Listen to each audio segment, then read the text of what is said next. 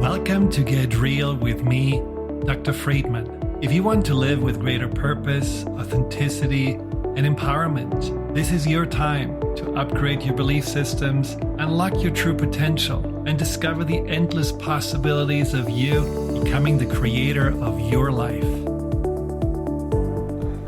All right, let's talk about anxiety. I had been struggling with anxiety for many years. I had all different kinds of anxiety: overwhelm, insecurity, mind racing. I had phobias. I had obsessive compulsive behaviors, panic attacks. I think I'm pretty familiar with what anxiety feels like, and I totally understand how overwhelming and uncomfortable that emotion can be. But there's a lot of information out there that makes us look at anxiety as if it's an enemy, something that we have to fight with and wrestle with, something we have to cope with to really get through because it's so tough, which is all very disempowering, even though I understand it. I want to answer your questions to anxiety and help you to change your mind and your attitude towards anxiety. Because I don't see anxiety as my enemy. I actually see it more as an ally that needs a little help and is often misunderstood. I'm a physician, so I looked at anxiety originally as a chemical imbalance and some misfiring in the brain, and if we're unlucky, we got some bad genes from our parents. But now I'm looking at anxiety as something that's a natural emotion, and it's something we create on a subconscious level. That's where the anxiety comes from. And we can learn also how to uncreate this emotion. And I think that's pretty empowering. So I've been helping people to overcome anxiety for almost 20 years through working with the anxiety and not just against it. And for that, I think it's really important to understand what creates anxiety. So there is that deeper part of the mind, the subconscious. And the purpose of that subconscious is either to make us safe or to help us to be happy. Now, when we are little, we pretty much are dependent on the subconscious to be our protector, simply because our intellectual capacities are a little limited. And so the subconscious keeps track on everything around us, and it registers and notices when we get rejected or when we get made fun of or judged or get in trouble. And so the subconscious tries to somehow create a playbook that says, when those things happen, you better do that in order to protect yourself. So for example, when your subconscious has been growing up in a pretty critical environment, the subconscious may say, well, in order to avoid criticism, just be small. Say nothing. Try to be invisible and get out of the way. And so you may still feel inside of you, when someone is unhappy, that you are removing yourself, because that is what that playbook says. Or let's say your subconscious said to you, when somebody is upset, you have to make certain that they are somehow changing their mind about you, so you have to please them. You have to be nice to them. You have to make sure that they get everything that they want from you, and your needs don't really matter that much. So that can also be a way for you still to be that peacemaker and the helper and the caretaker in your life, because subconsciously, if you don't do that, you potentially get rejected or abandoned. So there is this subconscious wiring or programming that has a lot to do with how anxiety is created. Because if you are looking through the eyes of that subconscious way of perceiving yourself and the world, you pretty much are still a powerless child that needs to somehow be protected and taken care of. And that's the reason why I see anxiety and the source of anxiety, this part of me that is looking out with anxiety for me to be safe, as more like a little me, little Friedemann, the boy that just, still feels at times not certain if it's okay to speak up, if it's okay to take a risk, if it's okay to, have a conversation with someone that potentially could lead to conflict. All the things that I, as a peacemaker, wasn't really allowed to do because the consequences were rather hurtful. So when I look at myself, or when I look at my anxiety as a smaller self, then I also understand, well, I really don't have to be afraid of that emotion. Today I talked to a client who told me about how when she was anxious, how she felt awful, and how she felt like this anxiety was making her completely wobbly and feeling like she, couldn't really stay standing. She had to sit down, and how the anxiety was just a feeling that she wanted to run away from because it was just so overwhelming when it overcame her. So, yeah, again, I understand how that feels, but the problem is the way she describes it makes the anxiety as something that you just want to run away from. And if you are thinking that this is a part inside of you, that anxious part that just got triggered, maybe something happened that made that part feel unsafe. All it's trying to do, it's reaching out for connection through anxiety, through those sensations. And as she was running away from that anxiety, as we all run away from our anxiety or try to, not feel it, that part of us naturally feels abandoned or rejected and just gets louder, which is why the anxiety doesn't get any better. When we are avoiding it, it gets usually much more intense. Or sometimes when we are anxious, we do the opposite. We are sitting with it. We are letting ourselves feel like, well, this is it. I'm once again anxious. And yes, what the anxiety is telling me is true. We are doomed. Nobody loves us. We're gonna always somehow fail. All those old messages, if we are buying into them and let the anxiety basically, be right without giving it any other perspective. Once again, the anxiety doesn't feel really supported or comforted, and it only gets stronger. And sometimes we do even the opposite of that. We fight with the anxiety, we get angry at the anxiety, we get upset with it, and not really showing up with any kind of understanding or warmth, but much more with aggressiveness and hostility, which reminds maybe that inner part of us of a very stern parent or an maybe abusive sibling. Doesn't make the anxiety any better either. So my point is, it's really important that we are not turning away or turning against the anxiety, but more turning towards it. And if you imagine your anxiety as a little kitten that is crying, we just have 2 kittens that are doing this all the time, well, you probably wouldn't run away from them because you realize, oh, they just want a little love or a little food or whatever it is.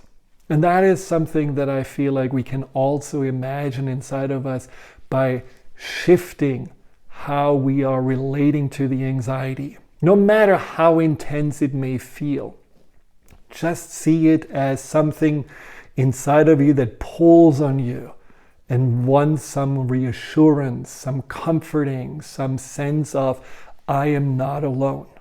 And that brings me to the first question. Why am I, even though I have worked through the root of my anxiety, which was an abusive mother, why am I still feeling anxious? Well, I'm not really sure what working through means, but a lot of people work through anxiety by analyzing what actually happened in the past, which is a really good start. Thinking about, okay, who are those factors that make me feel unsafe, and who are the people that potentially hurt me, abused me, confused me, and talking about it, wrapping our mind around it, it's certainly a beginning. But that's really only on the level of the conscious mind, of the intellectual mind. Understanding is one thing, but healing is another thing. And for the healing to happen, we have to go more into the heart. We have to feel for ourselves and feel for that part of us that's anxious. I know I mentioned parts inside of us, but that's just a very powerful concept, that we are not just one person, but that we are really, different aspects of ourselves all together. And the more healthy and whole and happy and at peace we feel, the more these parts work together in synergy and harmony. And the more we are struggling with ourselves, the more these inner parts on a subconscious level are in conflict with each other. When it comes to anxiety, there is certainly this part of us that needs some kind of reassurance and support. But that part of us is usually looking either at the outside to get that, or it feels like, well, I'm all on my own, so no one will really help me out or take care of me. So when there was something like an abusive mother, just like in your question, chances are that you didn't get the support and that you didn't get the love and attention that you needed. Now, are you giving it to yourself when the anxiety comes up? Are you showing up for yourself with the consistency, the compassion and the commitment that you really would have wanted as a child? Or are you doing the opposite? Are you kind of annoyed with yourself when the anxiety comes up, or feeling deflated that it's still there and hasn't gone yet? Creating a warm and reliable relationship with the part of us that's anxious is ultimately the solution for the anxiety to find more peace. It doesn't mean that the anxiety will never get triggered again. It just means like that now, when the anxiety feels like, oh, am I really safe? It looks at us as that source of safety and support, and not any longer outside. So my suggestion would be just to really go to that part that is anxious when it gets triggered and show up with questions. What's going on? Why do you feel this way? And reassure this part that whatever it has been thinking, whether it's thought, I'm not lovable, I'm not safe, I'm not good enough, that is not the case, and here are the reasons why. So have a communication with this part of you. Also treat yourself in a way that is safe. Feed yourself, take care of your needs, make sure that you're not repeating patterns of neglect or maybe criticism that you had been suffering from when you were a child, and that are the origins of that anxious part to even exist. And then lastly, be patient. When it comes to healing an anxious part of us, it's not about something that, can be only done so that finally there's peace and quiet, and ultimately the only intention is to get rid of it. Because that's, kind of not an honest and caring way of supporting that more vulnerable aspect of ourselves. So just like if you had a child, or if you would take care of someone who really you love and needs you, you want to do this consistently in a way that really your heart is engaged with, not for a means to an end, but just a purpose in itself. I want to take care of that precious, vulnerable, sensitive, and at times anxious aspect of myself, because I know this part of me deserves it, and I know this part has a lot to offer that I can really also benefit from in my life. Since I have been taking care of my anxiety, I realized that my anxiety and that part of me are really connected also to sensitivity, empathy, and that I can understand people so well because that part of me can read them, can, almost like intuitively, see beyond whatever, they are portraying and really connect to their vulnerable selves. I feel that my creativity and also the playfulness and that wonderment of the magic of life are all connected to that more sensitive part. So having an anxious side of us doesn't mean that this is just an annoying aspect that we somehow have to appease. There's more to it, and there's really often those pressures of our innocence that are hidden there, and when we take care of that part of us, can also come out and can ultimately be shared with us and shared with the world. Now, another question that I often get is why the anxiety shows up that out of the blue at times when everything is okay. A client of mine asked me this the other day, that why is it that when my life is perfect, I am feeling that the anxiety is the strongest. And the reason for that is that when your life is perfect, there's nothing really to worry outside of you. Something inside of you says, okay, now it's my turn. Now finally there is no distraction. There is nothing urgent that needs to be taken care of. I can finally get attention. And it's the wisdom of the subconscious that, again, in its protective function says, I understand that you need to take care of these necessities, but let's just, once they are done, also not forget that there is a wound or a confusion inside that needs to be addressed. And that wound is that wound of feeling maybe not good enough, or feeling that you don't belong, or the wound of feeling that you always have to prove yourself in order to get love. Whatever those wounds are, ultimately those wounds are limiting beliefs.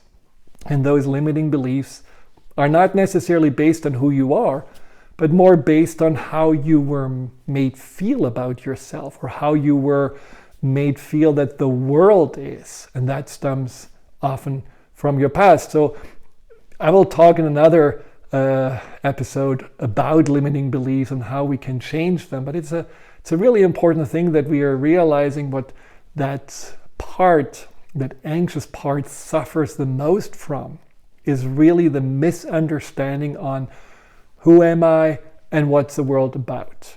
And often, anxiety doesn't have a very high opinion of itself, and it certainly feels the world is not very fair, or it's scary, or it's unsafe. All those things that we know we can struggle with. Now, a few people were through text and social media asking the same question, which I think is a very common question. It's a question of, so what can I do to quickly get out of the anxiety, like a quick fix? Now, I understand the question, but I don't really always like the question, because anxiety is more than just something that we need to get a quick fix from. So it needs to be also seen with a grain of salt. It's like saying, hey, my foot hurts. How can I just get away from the pain? Can you give me some strong pain medication? And I don't want to go and get an x-ray to find out that maybe my foot is broken. Well, you wouldn't do yourself a big service. So use the quick fixes that I suggest to you, but also see them not as a solution, but see them just as something you can do in the moment when you really cannot allow yourself to get overcome by anxiety. When you need to have the anxiety be quiet, and then later on you can attend to it. Now again, the first thing I would do when I'm anxious is have reassurance, and just make sure that I understand what triggers the anxiety. Was there a thought? Did I feel guilty about something? Did I feel doubtful? Did I feel worried? And knowing myself, I would talk to this part of me and say, no, I understand that you're worried. I understand that there is a question about whether you did something wrong, or we did something wrong, or whether we are safe. And then just calmly, but again from the heart, talk with this part of you and try to calm it down. Now, if you don't have time for this, you can say, we're going to talk later. I hear a question. I'll take note of it. We'll talk later, but right now I need to feel calm. So boundaries can also be really helpful. Strict but kind boundaries that children, for example, need in order to feel safe. Also something that I find can be helpful, but a boundary doesn't mean no forever. It means not now, but later on, and then you have to follow up with this. So why was I feeling this way? And why was the part inside of me feeling triggered? Now, what you also then can do to shift out of the emotion is, again, to first of all remind yourself it's not your enemy, it's not bigger than you, it's not anything that attacked you. It's just an inner part of you that wants connection, and you get it. And now, since you have taken note of it, you can shift out of this. Just like you would tell a friend who calls you, hey, I cannot talk, but I talk later. And the shifting out is interrupting the spiral. And interrupting the pattern or the spiral of anxiety often can be done by shifting into the parasympathetic nervous system. Now, the sympathetic nervous system is that part of our nervous system that is about fight and flight and making sure that we are safe. And then there is a parasympathetic nervous system, which is all about calm and rejuvenation and digestion and all of those good things. And activating the parasympathetic nervous system shifts us out of anxiety into a calmer state. And for this, we want to use our body. And there are different ways to get our body there. Now, body posture is important. If you're anxious, you feel probably all tight, you're breathing fast, maybe your shoulders are, slumped forward, your facial expression is tense. All of those things you may not even be aware of, but they feed back then to your subconscious. Oh wow, look, the whole body is already in this fight and flight mode. That means we are in trouble, and the anxiety gets only stronger. So if you are from your conscious mind telling your body, no, we are portraying confidence. You have your shoulder back. We are portraying ease, which means breathing slow and deep. Maybe you want to have your face totally relaxed. Maybe you want to even put a smile on. All of those things are feeding back to your subconscious. Seems like he's got it covered. Everything is fine, so let's relax. So you have your shoulders back, heart open. You can even close your eyes, take a few breaths. Now, what you can also do is then to roll your eyes in a big circle, rolling them up and down, up and down.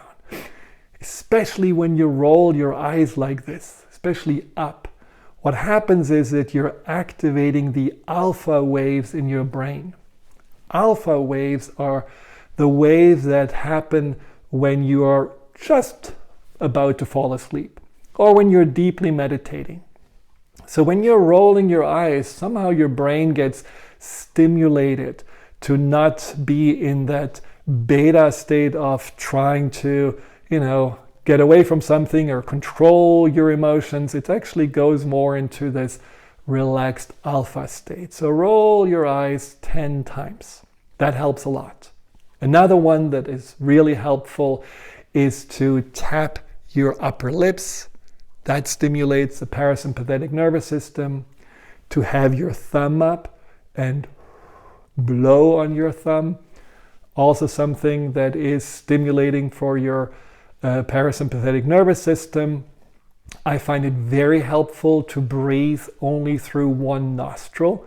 So you can just close, for example, the right nostril and then breathe through the left nostril. You can see which one feels actually more calming, depending on how you are wired. One may be more stimulating than the other. Or you can also start humming. Humming is something that has been shown, especially if you're humming like something like happy birthday or a happy thought, is something that really stimulates your parasympathetic nervous system. And it also makes your mind, this anxious part of you, a little confused. And it's wondering, well, what's going on here? Why are we singing something happy and joyful? Shouldn't we be afraid? And it eases through this confusion, that tension and this tightness around anxiety. You can drink a cold glass of water, or even put, cold water, let it run on your wrists. Again, things that help with the parasympathetic nervous system. But what's important is, again, that these are only quick fixes. Just like, animals, for example, shake. They shake the emotion out. So you can also start dancing or go on a brisk walk and just let the emotion, give the emotion motion and let it flow through you. But it's only something temporary. You don't want to always trick your anxiety to not have to be that intense, because I feel that that does not really address what the anxiety is all about, which is to make us navigate safely through life. So what you want to do is to really understand, even if you don't in the moment, but later on looking back, what happened? Why did I feel what I was feeling? So when you are feeling anxiety and you don't really know what it's about, and you cannot make sense out of it because it's so overwhelming for you, just rather than, again, going into this judgment or this negative connotation with it, just try to fine-tune your awareness. Well, is the anxiety feeling more like worry? Does it feel like doubt? Does it feel like insecurity? Does it feel like guilt?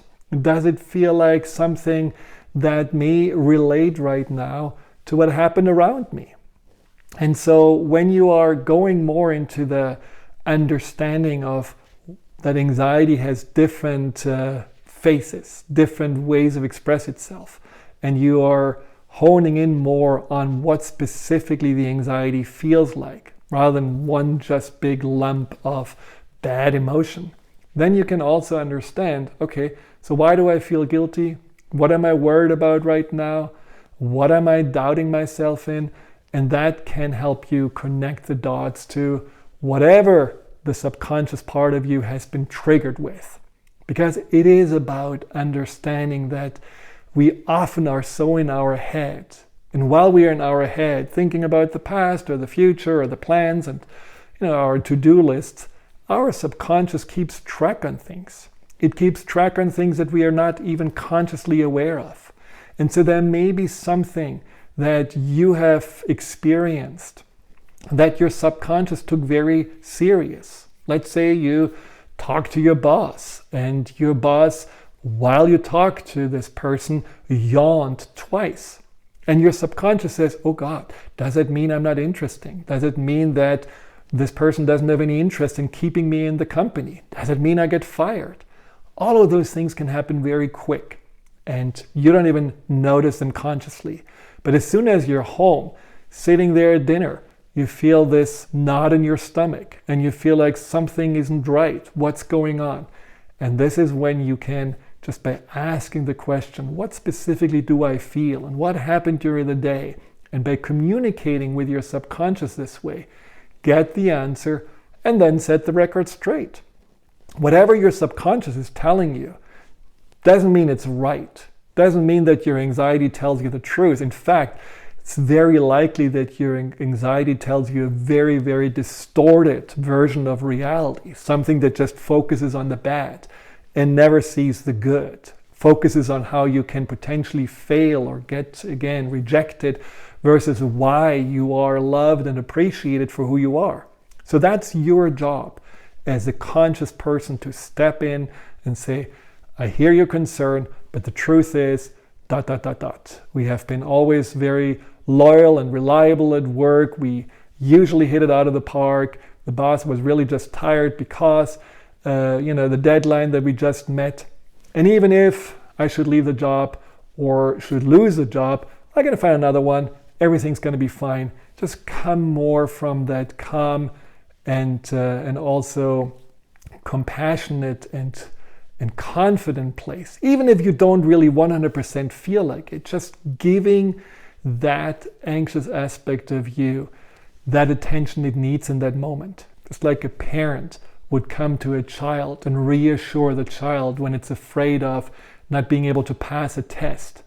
As a parent, you cannot do the test for it, but you can give the child the feeling that I believe in you and I know that it's going to be okay. And I will do whatever I can to make it okay for you.